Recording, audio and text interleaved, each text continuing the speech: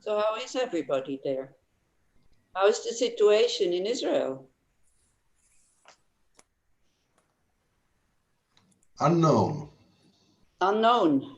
Unknown. Every day is different.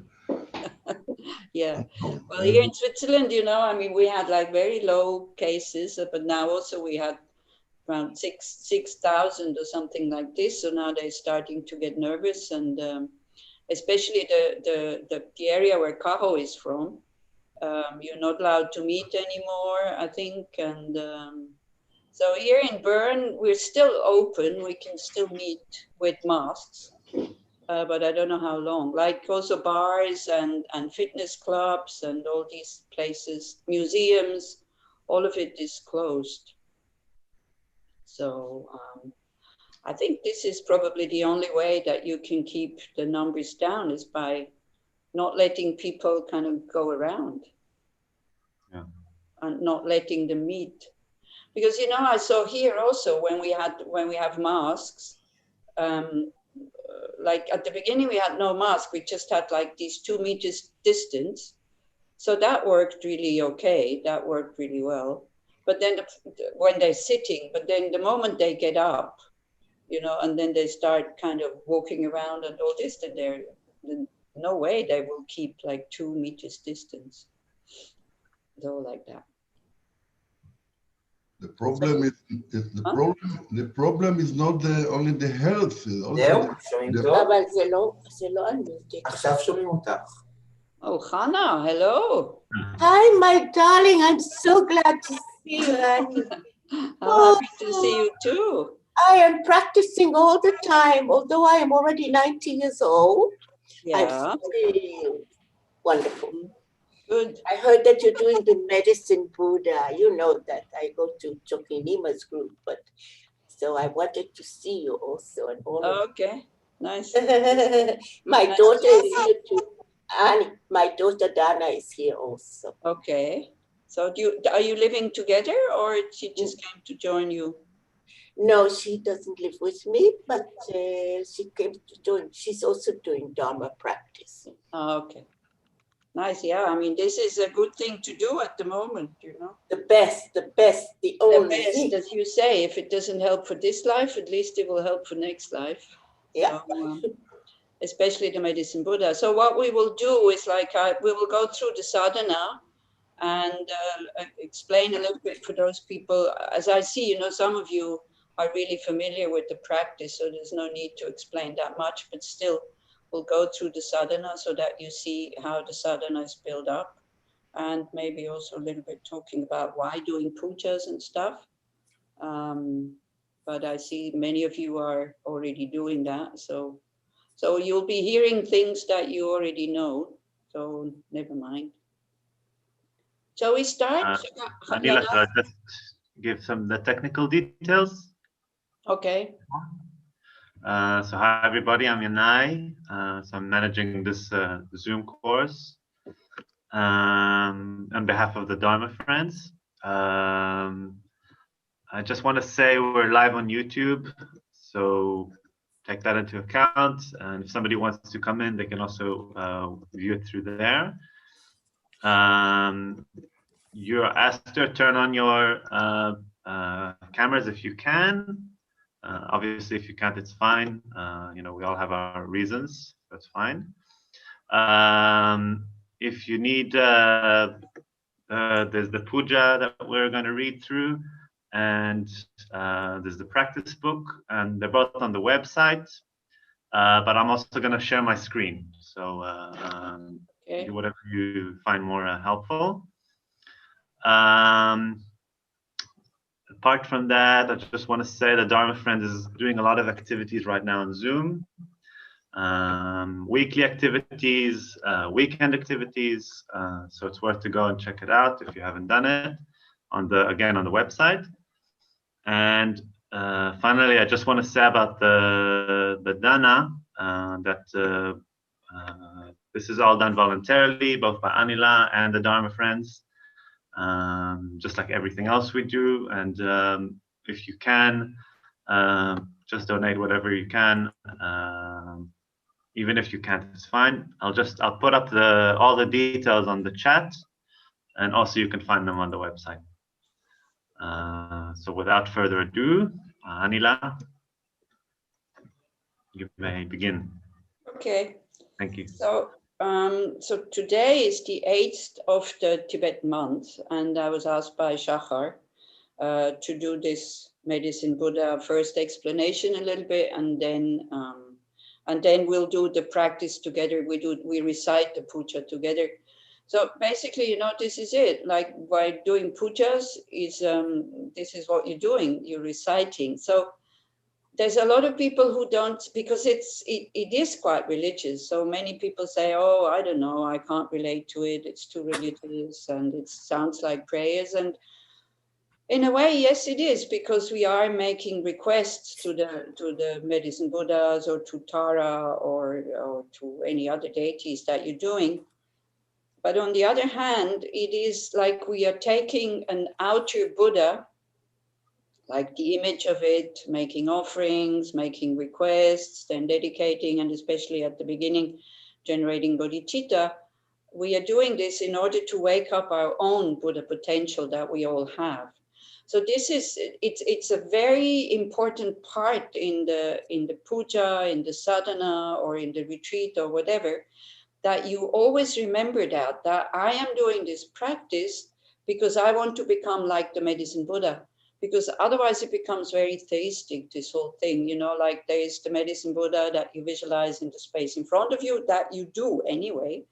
And then you just make requests and prayers, and then it sounds again like, you know, me, the poor sinner, that I can't get anything right, and anyway, please help me, this and that. So yes, it is a bit like this, but you do it with bodhicitta so that you can attain that same state. And for that, we're using the external Buddha, and in this case, it is the Medicine Buddha. So when it is, sometimes people, if you have questions, yeah, then just open your microphone and just ask, so that we can, you know, so I can answer these questions, because I don't know how much of it you already know or what is still not clear. Because what people sometimes ask also, well, one thing is they say, why doing pujas? Well, although the Buddhas are not omnipotent, you know, creator gods, still they have more power than an ordinary human being. And they can use them they can use them to, how to say, if we have the positive karma that something can change in the situation, so then the Buddhas can activate that. Again, if you ask me how, I don't know, I'll tell you when I'm a Buddha. But it's a bit like this. So talking from my experience, at the beginning of my Buddhist practice also, I didn't have much, I didn't have much joy in doing pujas. But I had to go because I was a nun, and I became a nun very early, like after 1.5 years of practicing Buddhism, I was already a nun. So then you can't, you know, and I was living in a center, so you can't choose and say, oh no, I'm not going to this, I don't like it. So I didn't really like the pujas, but you know, I had to go along, so I went. But I had quite a bit of resistance because I was only interested in the philosophy and the whole thing about emptiness and you know, how to transform negative emotions and this and that. But because I was forced to go, and because I had resistance, and I was suffering. I was sitting in the puja and I was suffering. So one day, I don't know, I think it was a Tara puja, and one day, all of a sudden, I just had this idea came to my head. Well, just do it, you know, don't think you have to be anyway special or holy or whatever. Just go along with it and recite these things. And then it was like a dam breaking almost. And at least there was no more resistance. There was not that much joy yet, but slowly with time, and then also doing tantric retreats, slowly, I could feel the connection to the deities. Now, you know, again, if you ask me what do you feel? How do you, I don't know. I wouldn't be able to explain.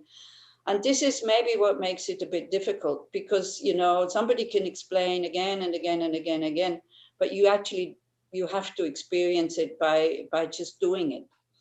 And what I find good in pujas, especially now, because now since 12 years, I'm in the center here and I'm the one being responsible for the pujas. So we do twice a month, we do Lama Chöpa once a month, which would have been today. It's usually we do on the 8th, this Tara Puja, and then on the 15th, usually on full moon, we do the Medicine Buddha Puja. So by doing it regularly, I can really feel that it does have an effect. Yeah, like especially when, like at times like this, or let's say somebody, when we talk about Medicine Buddha now, somebody has had somebody very close to them who has died. So then, you know, I asked them, would you like me to do the Medicine Buddha Puja? If you want, you can come along. And then together with this person who is maybe grieving or who is in distress, we are doing an altar, which usually looks like this. Yanai, can I do? Yeah, okay. So this is, I don't know if you can. What's that? Can you see it? Yeah. Oh. Yeah. Can you see the picture? So this is the altar of today. Yeah. So in general, when somebody is grieving, and I ask them to come and help to, you know, to prepare the altar for the Medicine Buddhas, it seems that it's really helpful for them, because they are not just locked into their grief, but they're actually doing something for somebody that that they like very much. And so I'll show you this picture. Maybe this is a bit easier to see. So this is because there's 8, actually there's 7 Medicine Buddhas, but but there's 7, and then there's Shakyamuni Buddha, because we know about the Medicine Buddhas, because Shakyamuni Buddha, at one point, he was asked by Manjushri to explain the vows or the promises that these 7 Medicine Buddhas had made. So they were not living at the same time of Shakyamuni Buddha now, but, you know, eons and eons and eons before. So he was giving a sutra explaining about their vows. And this is why the altar is built up like this. I will show you the mandala afterwards. So this is it. This is like 2-dimensional, that when you visualize 3-dimensional. This is where where all these deities that we will be talking about in the pujas are sitting. Then what you also put on the altar is the sutra of the 7 Medicine Buddhas, and Lama Zopa says it's good to wrap it in a 5-colored cloth. So here we have just 5 different cloths, and that represents the 5 Buddha families, which are, you know, the 5 wisdoms, the 5 Buddha families. If you are doing tantric practices, then they're present in all the sadhanas, because this is what we're trying to do. Yeah, we're trying to transform our 5 contaminated aggregates, which is form, sensation, discrimination, composition of factors, and consciousness, into the 5 Buddha families and our 5 poisons, which is wrong views, ignorance, aggression or anger, attachment, and jealousy. We are transforming them into the 5 Buddha wisdoms. Yeah, so these are always these 5 colors. So each of these 5 Buddha families, which is Akshobhya, Vairochana, Ratnasambhava, Amitabha, and Amoghasiddhi, you don't need to retain all this, okay? Like you can find all this in tantric commentaries, but just to give you an idea. And for some people, you might have heard these names and never knew where to put them. So this is it. These are the 5 Buddha families. So this is why it is wrapped in 5 colored cloths. And then it's the usual normal altar offerings that are like water for drinking. You can see it at the back here. Then water for washing, then flowers, then incense, then candles, like light, then perfume, and then food, that is here.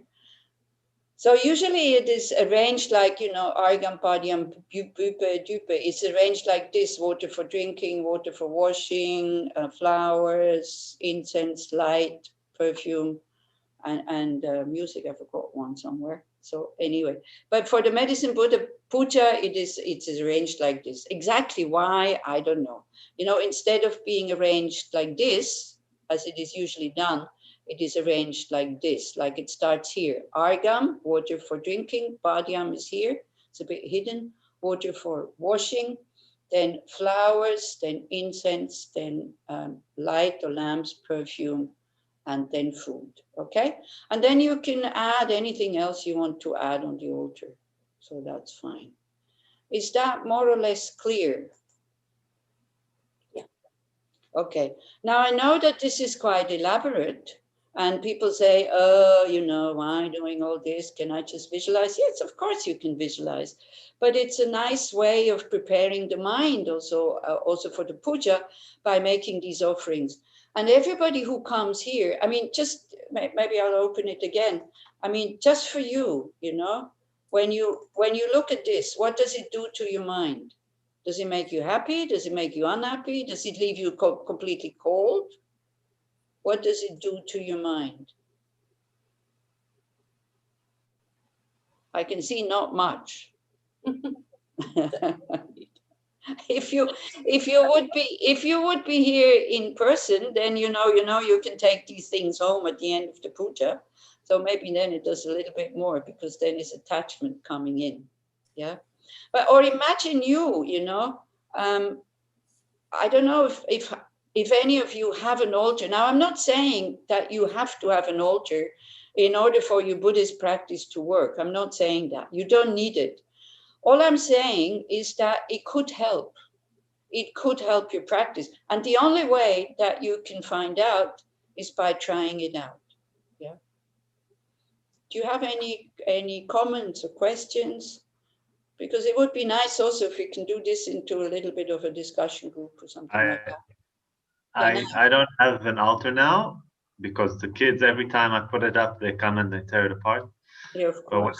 when I did it, it was really small, and I used to give like a little bowl full of dates or something, and it was perfectly enough. I felt very happy, and Yeah. it gives a good feeling. Yeah. Yeah. I think it's in the whole room, it gives a good feeling. exactly, because you do it in the morning also, and you do it before you sit down and do your practice, like offering the water bowls and visualizing and making the mind very big, and visualizing like oceans and oceans of offerings and clouds of offerings. It really makes you happy, because generosity is one of the 6 perfections that you feel the effect immediately. If you give voluntarily because you really want to give, it makes you happy whether you want or not. Yeah, it just happens like that. And happiness is a nice state of mind. I have nothing against a happy mind. Now, if any of you prefer to be really the hardcore practitioner, and you have an unhappy mind and you want to transform it and all that, and you think it's not helpful to have a happy mind, you only need to have an unhappy mind so you can transform it, then by all means, go ahead. It's fine with me. But I prefer to have a happy mind. And it's one of the activities that I find, it makes your mind happy immediately when you do an altar. And as I'm saying, it doesn't have to be as elaborate as this. If you can make it, like the official Medicine Buddha altar, that's fine. You can use plastic cups. It doesn't have to be like glass cups or like, the water bowls that the Tibetans have. It's okay. But in general, it's like 8 rows of offerings. Okay? Is that good? Is that okay? Or do you have questions or comments here? Then just please say so. Please, one question. I didn't get the offerings are not like in the one question I didn't. Yeah, right. The offerings are like in the Nunye, or you say a little bit different. So Agam, Padyam, Pupet. Yeah, they are different. In the Nunes, they would be like this. Yeah, can you see my cursor? Yes. It would be Argam, Padyam, Pupe, Dupe, Aloke, Gende, Nude. Chapter. And it's not Shabda, actually, it's not a thing. Why there is 8? Because there's 7 medicine Buddhas plus Shakyamuni Buddha. This is why there's 8 food offerings, 8 perfume offerings are here, 8 light offerings, 8 incense offerings, 8 flower offerings, like that. Okay. Now I got it. And instead of arranging it like from left to right, you arrange it like 8 at the back, then it's the water for drinking, then water for washing, and you continue towards the front. Okay? Thank you very much. Yeah, now Okay. I got it. So this is how you do. Okay, so then you would be ready to do the puja. So I also have, Yanai, I also have it on the screen, so I can open it. Yeah. That's fine. Yeah. If it will open. Somehow it's a bit now. Can you see it already or not? Can you see the text?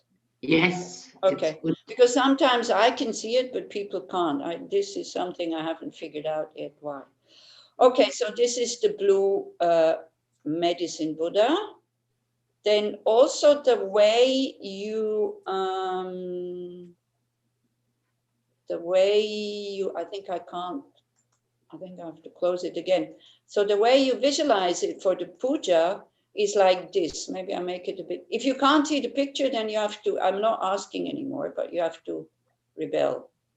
You have to say something. Can you, yeah, you can see it, I guess. Yeah. Okay, so here you have the blue medicine Buddha. The main medicine Buddha is always blue, but he has like 6 companions that made like similar vows or are good for similar occasions, let's say like this, who can be of help in similar occasions.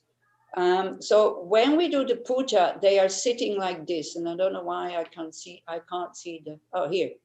So this is actually Lama Tsongkhapa, but he doesn't really belong to it, so that's fine. So then we will mention in the puja, you mention the names of each Buddha, of each different medicine Buddha, 7 times. And then when you finished, you visualize that this Buddha absorbs into that Buddha, and then that Buddha absorbs into this one, this absorbs into that one. So it's, you know, you have less and less Buddhas in your visualization, that into this one, that into that one. And then all of these, it's kind of the essence of these 6, and then they absorb into the medicine Buddha. And then when we do the mantra, of course, these Buddhas are always visualized in a light form, like not 2-dimensional, but 3-dimensional, but like a rainbow, like transparent, but seeing all these features. Yeah, like the medicine Buddha here is holding a bowl with an arura plant, which is an Ayurvedic plant, which is very powerful. But it says it is supposed to, or it is for healing our negative emotions or unhelpful emotions. And here is the stem of this plant that is kind of here. That would be the plant that one would make the medicine from. Yeah. So this is the visualization that you do during the puja. Okay, so we go back to the puja here. And like, does anybody not know what puja means? Okay. I have just to clarify the difference between the puja and the sadhana. Okay. So kind of every puja also is like, the text of the puja can also be called sadhana, but not every sadhana is a puja. So especially in the sadhana, when you do sadhana, you would use a sadhana when you do a retreat, right? Or when you start to count your mantras. Now in a puja has mainly to do with offerings to that particular deity. You also recite mantras, but you are not really counting them. Yeah, the number of the mantras is not so important. So kind of not every sadhana is a puja, but every puja also is a sadhana kind of thing. Yeah. So because there's also a medicine Buddha sadhana that we did sometimes during the Yom Kippur retreat. I don't know if anybody has ever, maybe Hannah, you have participated maybe in one of these Yom Kippur retreats when we did the medicine Buddha sadhana. And we did it especially one year when Hagit was sick. You know, they just found out that she has this cancer. So then the advice or the request came from Chadar Rinpoche that it would be good to do the Tsedo, like the Amitayas mantra, but also it would be good to do medicine Buddha. And because everybody really wanted Hagit to recover from the cancer, because for those maybe who don't know, because she was also pregnant at that time with her first child. So, you know, that the helplessness that you feel when somebody is sick was kind of remedied with being able to do something and doing 4 times a day we did the medicine Buddha sadhana, which is not very easy to do, especially for people who have nothing to do with religion. But this was the retreat that everybody was really very happy to do all these practices, because there seemed to be a personal reason, because everybody wanted Hagit to recover. And she actually did, like the baby was born. Now he's what? How old is Oriki? Maybe 12, 13, something like that? Yes. Around this. He's a Long beautiful time young ago. boy. Hagit is healed, and it was difficult. It was not easy, but Hagit also said, because they came to the retreat one afternoon, and she said she felt so touched seeing these, I don't know, I can't remember, 70, 80 people or something like this, sitting there and doing the puja just for her. And even the doctor said it's amazing how well she healed. So, you know, when you say, how does it work? I don't know how it works, but I know that it works. So especially in moments like this, when you don't know what to do, like now we have the pandemic, you know, also, so what can you do as an individual? Then creating the positive energy so that the things can get shifted and it can get healed. Now, it's not a miracle maker, okay? So be careful, yeah? Like not, you know, like what I hear sometimes also when we talk about these things, they say, yeah, the Tibetans, you know, they're very superstitious. When they have a tummy ache, they just sit down and recite mantras. No, it's not like this, because the sadhana is much more than just reciting mantras. It's actually your whole practice. Because at the beginning, you take refuge, then you generate bodhicitta. Then each Buddha, you do the 7-limb practice, which is such a simple and such a powerful practice to purify negative karma and to create merit. Yeah, when your mind is really there. Now, reciting the words is already a good thing. Yeah, but then on top of it is your mind is properly there. Then the practice becomes very, very, very powerful. Yeah. So this is what I'm saying. Then also when Nurit was sick, like Nissim's wife also, Tekchok was still in Israel, and they had decided to do the puja like every Saturday. And you know, so some people came, some other people didn't. The people who came regularly, they really got into the habit of doing it. So it wasn't a big thing anymore. Every Saturday, there was just a medicine Buddha practice. I don't know if they still do it, because also then, you know, it fizzles out a little bit. At the beginning, there's a lot of energy, but then it fizzles out a little bit. But every time there is a reason to do this, then the mind actually goes into quite a positive state, so that because we don't feel so useless. Okay, so now we have to go back to the sadhana. Again, if you have questions, then just ask, yeah? So we will recite all this. So I think this one is not really, we don't have to go through it word by word, because otherwise we will not finish in order to do the puja. So one starts with taking refuge and bodhicitta. So then, of course, refuge as a Buddhist, you take refuge in the Buddha's in the Buddha's teachings, meaning in the Dharma, in the methods, how to come from a state which is being under the control of unhelpful emotions to a state of total liberation from these emotions, how to come from that state into the state of liberation and finally full awakening. Why full awakening? Because you want to lead all sentient beings to that state. Now, I am assuming a little bit, all those people who are listening to me, that you know what liberation is, you know what enlightenment is.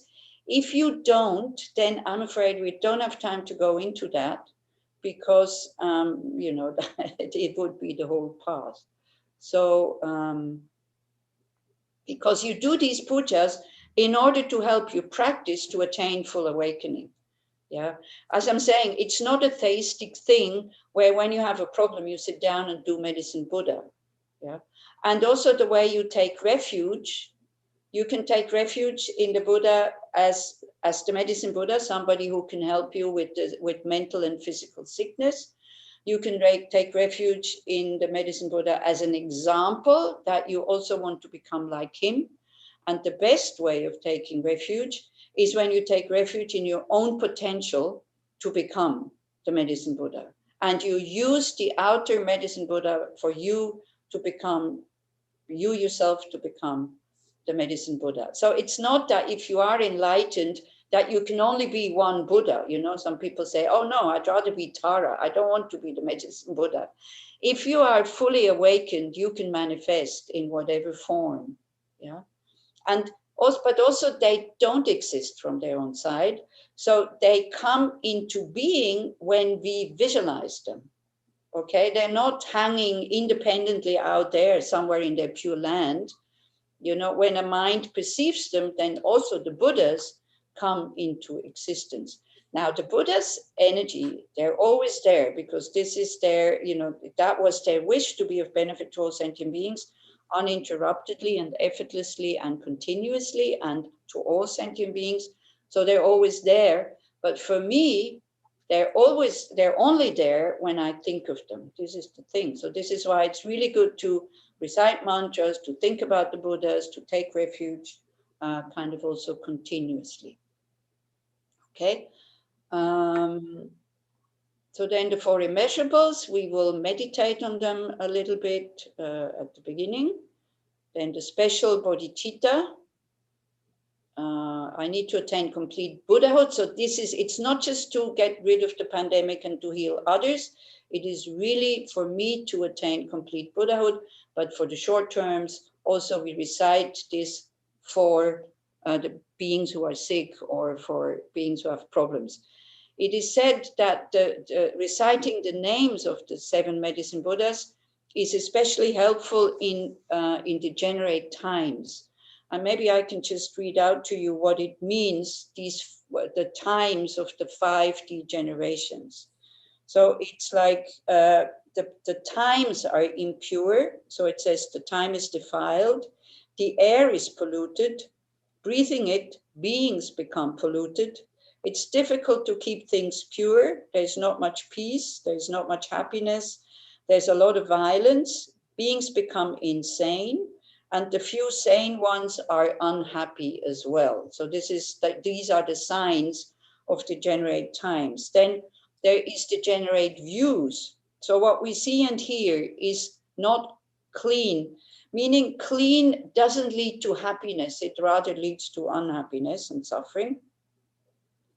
There is great practice of non-virtue. So again, you know, violence almost becomes a good thing. So all these views that are around, they are polluting us in a way that we ourselves, we no longer know what is good and what is not helpful, you know. And we can see it, we're totally confused. Should we fight against the government because of the coronavirus measures? Should we not fight against them? What shall we do? We have no idea. Then the afflictions, also they become stronger, so nothing goes the way we wish. We try again, we fail, we get really afflicted because we get angry. The more failure, the more afflictions, we blame everybody else.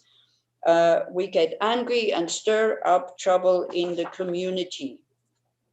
Then the degenerations of beings, it is difficult to have real, true friends who are loyal and that you can trust, because everybody has so many negative emotions. And then the lifespan, life gets shorter, either you're getting killed or you're getting sick.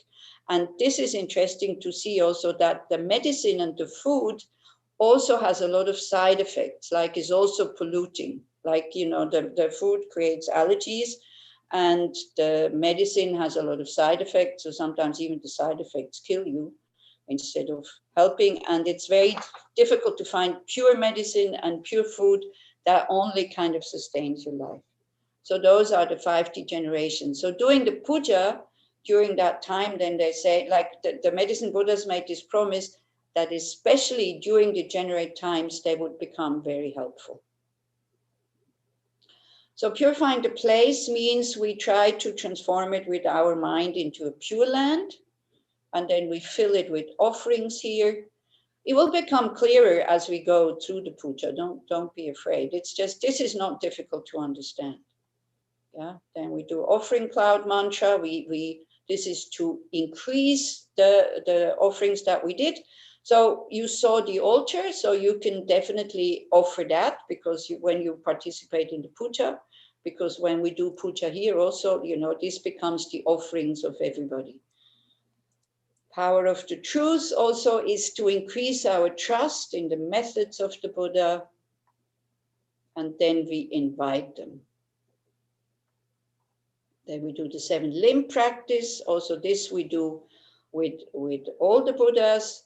So here at the beginning, you know, afterwards it's like each Buddha is explained. So as you know, the first of these 7 limbs is the limb of prostrations. So here in the Medicine Buddha Puja, the limb of prostrations has 2 verses. So the first verse actually explains who this Buddha is, how he looks, and what color, what hand gesture, and then the next one is his qualities.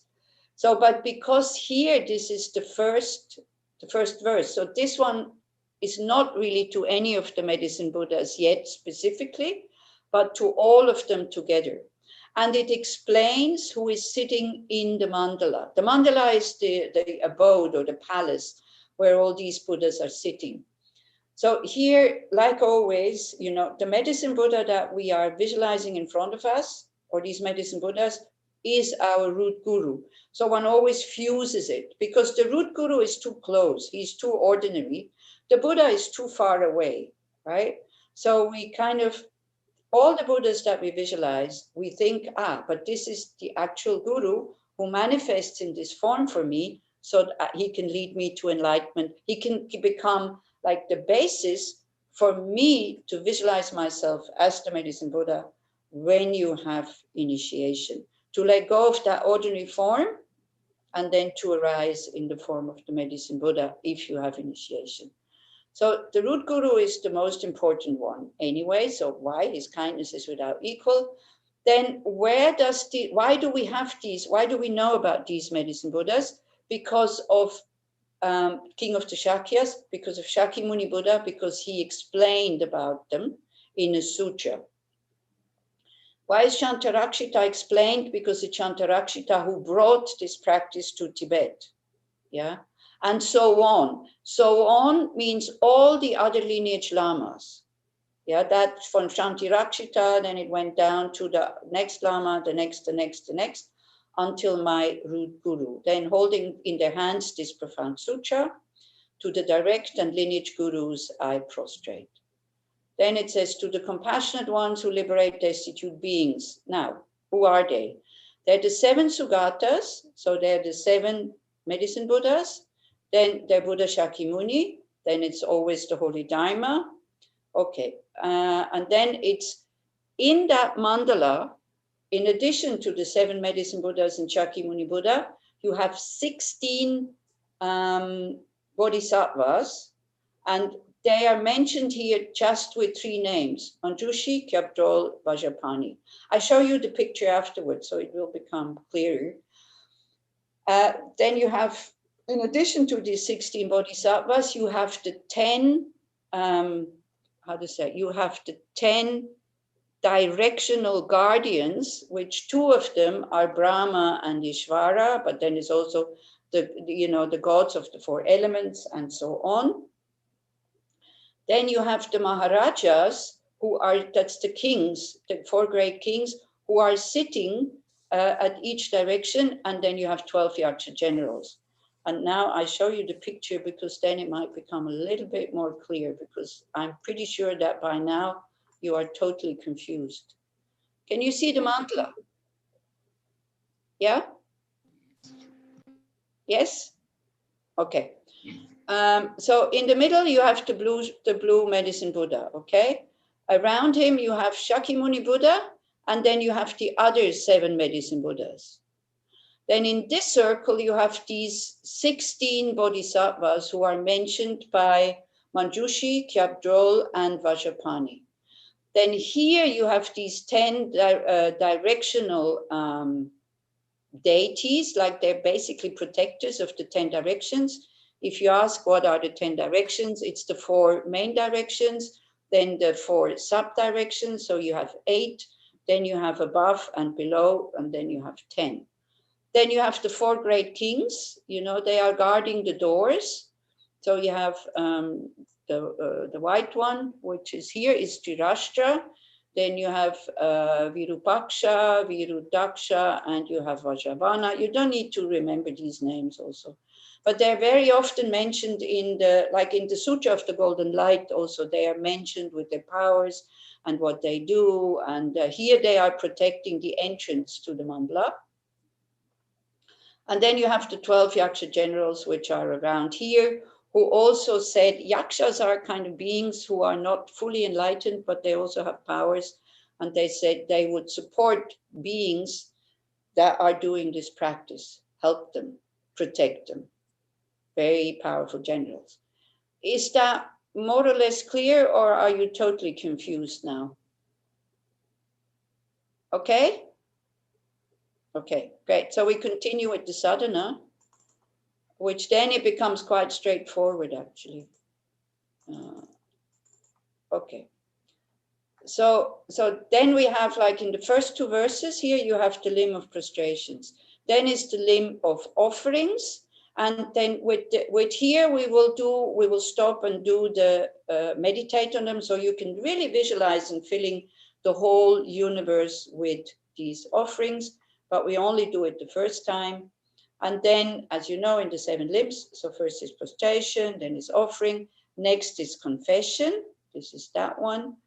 Then the next one is requesting and rejoicing. Here, rejoice in virtues. Yeah. Then the next one is we request and beseech the Buddhas to remain for a long time and to continue to teach the Dharma. And then the 7th limb is the dedication. Okay, then we ask them to please listen, and I will recite, and we're saying, I will recite your names. So please, the vows that you have made, may I, by reciting your names, may you be able to fulfill these vows, or at least help me with these problems. And so then you have the first of these 7 medicine Buddhas who is coming up. He's the one like sitting on top. I will tell you the colors and, all these things during the puja, so that you know who absorbs into what. So the name of this Buddha is recited 7 times. And then here this one is recited 1 time. Please may the pledges you made ripen upon myself and all sentient beings right now. May all my pure prayers succeed immediately. Then again is the 7 limbs. First the 2 limbs of prostration, then the limb of offering, then the limb of confession, rejoicing, requesting, beseeching, and dedication. So this is the same in all the 7 medicine Buddhas, but now we mention these vows that these 7 Buddhas have made. So we're not going one by one through them. It's just so that you know how the puja is being built up. Okay, and for example, in the sadhana, you don't have these vows. Yeah, you only have the colors, I think, and and the hand gestures. So now it says, through the force of hearing the conqueror's name, because just hearing the name, this is why one recites each one 7 times. Just hearing the names is very beneficial. Expressing it, remembering, prostrating, and offering. Yeah, these are the 7 limbs. May all sentient beings such as ourselves. So may we be helped in such ways, being freed from epidemics, execution, criminals, and spirits, having faculties fully complete, have the continuum of suffering and negativities cut, nor fall to the lower realms and experience the happiness of humans and gods, with hunger, thirst, and poverty pacified. May there be wealth, without torments of bodies such as bindings and beatings, without harms of tigers, lions, and snakes, with conflict pacified, endowed with loving minds and relieved from fear of flood as well. May we pass to fearless bliss. So these are these 8 vows or promises that this first one, the Buddha of excellent name, has made, that he will be able to help in such a way. Now, by reciting these names, we start to create the imprints that we are protected from these difficult situations. It doesn't mean that, it just goes tuck and you don't have these problems anymore. But we purify negative karma from having to endure these situations, and we create imprints that we will be born in a place where the conditions are not so difficult, where there's, conflict and epidemics and things like that. Yeah. And then is this one, this again is the same verse for everybody. When we pass away from this life, may we be born from a lotus in that Buddha field, qualities complete, becoming a vessel for transmitting the teachings of conquerors, such as renowned, glorious King of excellent signs, and cause them delight. Okay? Then it's the next Buddha. And then all the other Buddhas are pretty much the same. So I'm going to look at you again, so I see how you are bearing, how you're doing. So the first 2 Buddhas, the Buddha of excellent sign and the Buddha of melodious sound, they have made 8 promises. Then the next 3 ones, the next 4 ones, they have made 4 vows. And then the last one, the medicine Buddha, he has made 12 vows. That's why he is the main, that's why he's the most important one, okay? And then one just goes through these, each Buddha, then he absorbs into the next one, then the next one, then the next one, then the next one. And then when it's only the blue one left, then you recite the mantra. Now, for those people who have medicine Buddha initiation, and you feel comfortable and you rather would do that, the medicine Buddha in the space in front of you, he absorbs into you, you dissolve into emptiness, and then you arise as the blue medicine Buddha, and then the light is coming from the moon disk in your heart and goes out to all beings. Okay. If you don't have initiation, then the medicine Buddha remains in the space in front of you, and then the light rays go out from there. Or if you want, and if it feels a little bit more appropriate or a little bit more inspiring, you can take the medicine Buddha on top of your crown. And then from there, the light rays are going out. And whether the medicine Buddha is in the space in front of you or he's on the top of your head, a really good thought, even if you don't have initiation, may I become like the medicine Buddha, being able to send out light and support people in those difficult situations. Yeah. Even then also, it's really good to do this with bodhicitta. I, as quickly as possible, want to become the medicine Buddha. If you have initiation, you become the medicine Buddha, and then you do as if you are the medicine Buddha, and then the light rays are going out, helping all the beings. Of course, first the ones that are really close to your heart, very close to your heart, and but then also you think about all universal living beings who have all been your mother. Because why we put the ones that we do this practice for first is because then our heart is really in it. Yeah, so it has some energy. Otherwise, it just, all sentient beings. Yeah, okay, who are they? And we just go, oh, die down, beckons, yeah.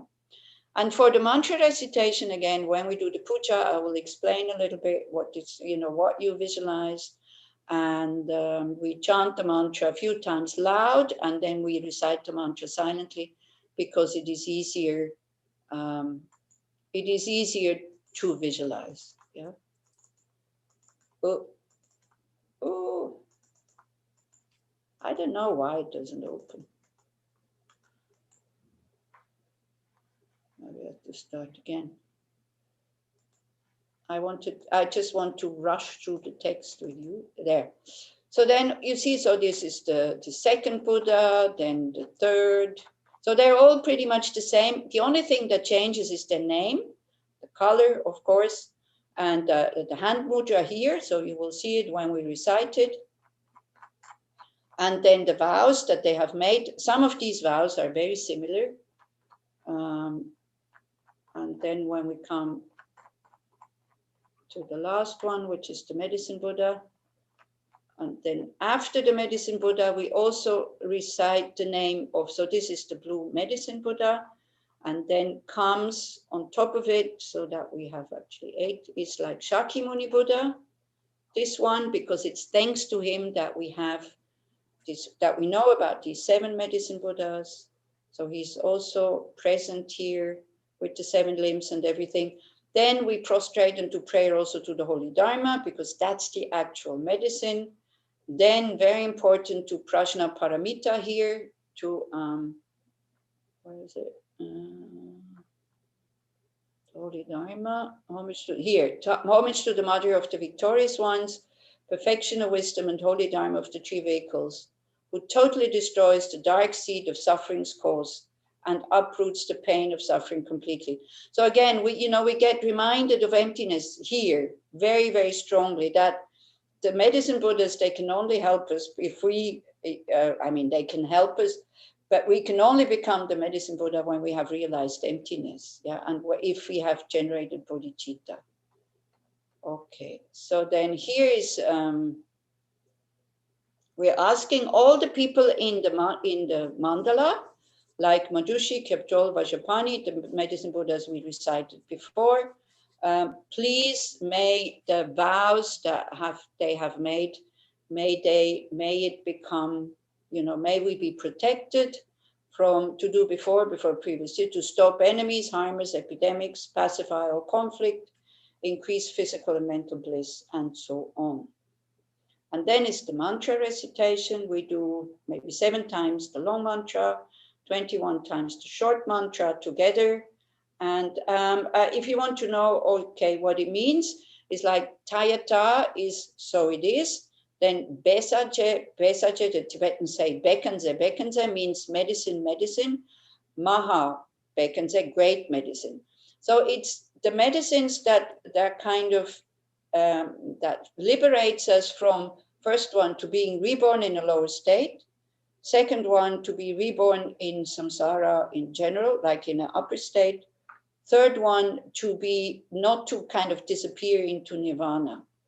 Yeah, so these are the 3 medicines that will help us to become fully enlightened, so that we continue to be of benefit to others. Then Raja means the king. Samugate Soha means the king who has gone beyond the ocean of samsara. Yes, Gate means gone. Samudra means ocean, and Soha, so it is. Again, it's nice to know what it means, but it just kind of says, mentions the qualities of the medicine Buddha. Okay, and then we finished the puja with again mentioning, like the first verse, mentioning all the beings in the mandala. Then again, we do the 7 limbs. We request for forgiveness. This is also very good. One always asks, just in case I made any mistakes, I'm really sorry, so that we can be happy about the practice.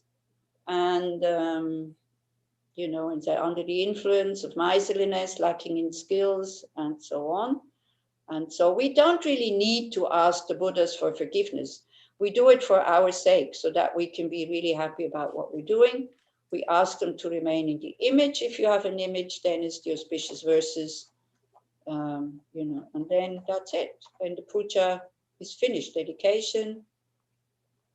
And Long life prayers like every other sadhana, and that's it. Okay, Very, more or less.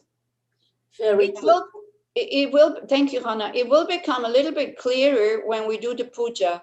And then, you know, I have time, maybe you have time, I don't know, at the end of the puja. Then if you have questions, of course, you are very welcome to ask.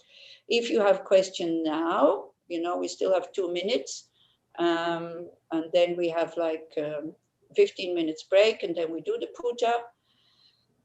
If you have questions now, you can ask them. Do you mind, hi Annie, do you Hi. mind telling us a little bit about who the medicine Buddha is? Because like we have lots of stories about Tara. We kind of have wonderful stories about Tara, and I was wondering if we have some about him. Not really, because it's just, you know, in the sutra, you just read about these, the vows that they made. Like the first 2 ones, 8 vows, then the next 3 ones, 4 vows, and then 12 vows. But there is a sutra, you can read the sutra, and there it's much more explained about the, you know, how it works. But I can tell you stories what happened to me when we did the practice, if you want. Yeah. You know, quite amazing, because the second of these, not the third one, the one without sorrow, it's the fourth Buddha.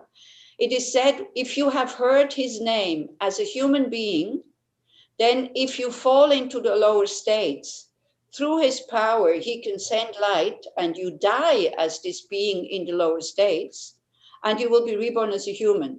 Yeah? Okay. That's the promise that he made.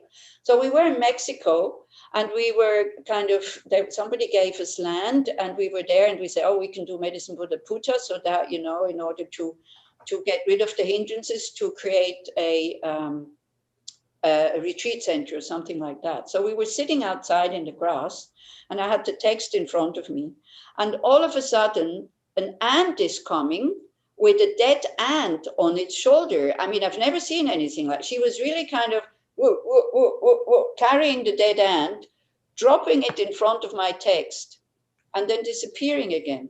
So now again, you know, I don't know, coincidence, maybe, yeah.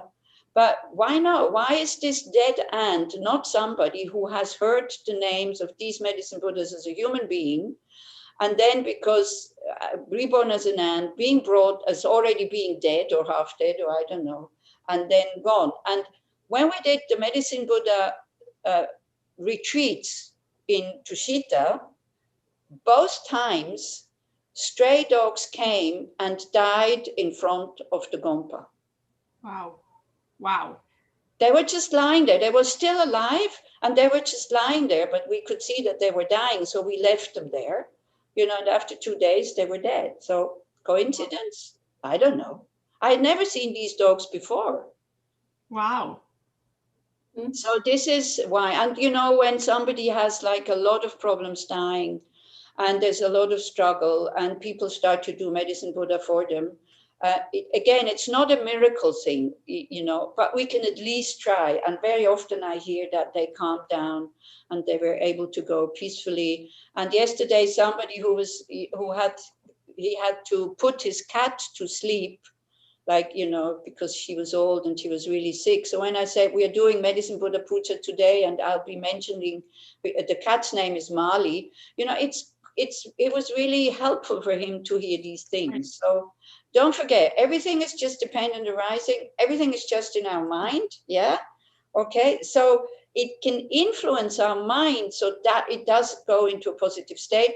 And then at the time of death, because we are familiar with these Buddhas. See, if you do medicine Buddha puja quite a lot, you are familiar with the color, with the name, and like this.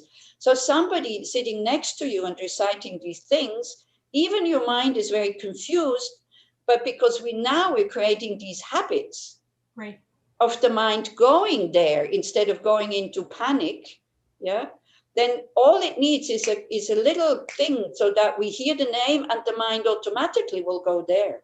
right. So this is what the practice is all about. This is why you don't really need to know so much about them. You just need to familiarize your mind with the names, with the mantra, with the colors and these things, so that the imprints of being able to visualize them at the time of death, become very strong. Because we will be confused at the moment of death. We will not be able to do these visualizations alone at the time of death anymore, intellectually. The subtle mind will be able to do them if we familiarize the subtle mind with them now, like the subconsciousness. Right. Then it will go in that direction. But if you think, also that goes for POA and all these things, if you think intellectually you can go through all the stages as we do now, probably not. No.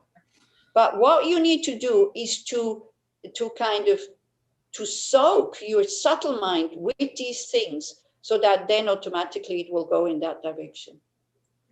Yeah, so that you don't need the intellect anymore with the absorptions, if you practice them. Right. So you don't need the intellect anymore when you do POA and these kind of things, that it will automatically go like this.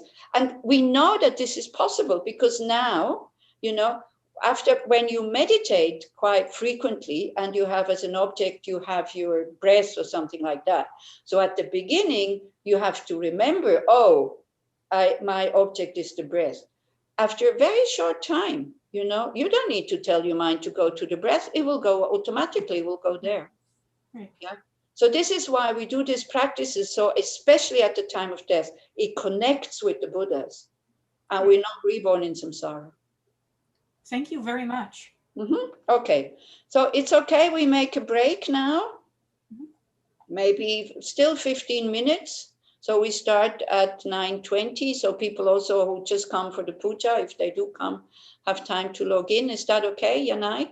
Yeah, that's fine. Yeah. Okay, so anyway, I'll leave it on. And so you... I'll break the YouTube recording. Huh? I'll stop the YouTube recording and then I'll restart it. Oh, okay. So you have to turn it off and we have to log in again. Is that No. the idea? I know. I think only the YouTube. Okay. I don't know. we So have anyway, to- if you all disappear, I will log in again. Okay. And so we can have the break and then maybe I'll see you. If not, if you don't want to do the puja, but again, I don't want to press you into doing pujas, but I think like it's so simple. For me, sadhanas is the most simple thing to do because everything I need to do is written, I don't need to get confused. Oh, I wonder if I do this in the right way. And the effect of it, you only find it when you do it. And it's kind of this thing, what can you lose? If you have like a very strong Jewish grandmother, you don't need to tell her that you're doing medicine Buddha, Yeah, Hannah, did you want to say something? I want to ask you a question. I had 2 medicine Buddha empowerments. Yeah. Lately from Gachin Rinpoche. Yes, nice. But I have been for years, because Chokinima, my teacher, told me I could do it. I have been doing the medicine Buddha by Trungpa Rinpoche, which is not exactly in our lineage because you do one kind of medicine Buddha, and in our practice of the Chokinima, we do another one. Yeah. So very often I think, is this okay? I think it's okay because Chokinima told me to do it. Yeah. But for somebody who hasn't had, there's a kind of a confusion, a thought about whether I should not be, like if I was in the Galupa, I would be doing your practice, you see? Yeah. They're a little different, but they're the same actually. Yeah. The practice I do is Trungpa Rinpoche's practice. Yeah, it's okay. But he's So not my whatever you- teacher. And whatever I you didn't get empowerment from him. Yeah, but it's okay. One medicine Buddha empowerment is enough. It's okay. It's no problem. You can use it for other Yeah, practices. of course. That's what thank you, darling. Yeah, no problem. I always had that thing in mind, Yeah. So, so let's say if I would go to a Kagyu temple and they do medicine Buddha practice, I would recite what they recite. I wouldn't kind of start to recite what I'm used to recite. I would just recite what's in the sadhana. Yes. And that's okay, but still do like what I'm used to do as a normal practice. No, I would do what you do now. I know. Yeah, exactly. That's what I mean. Yeah. Unless it totally confuses you, then you shouldn't do No, that. no. If it's okay, then No, it doesn't confuse me. It's Yeah. very similar. Everything Okay. is very similar. great. Thank you. Thank you, Hannah. So let's go and have a break until 20 past, okay? Perfect.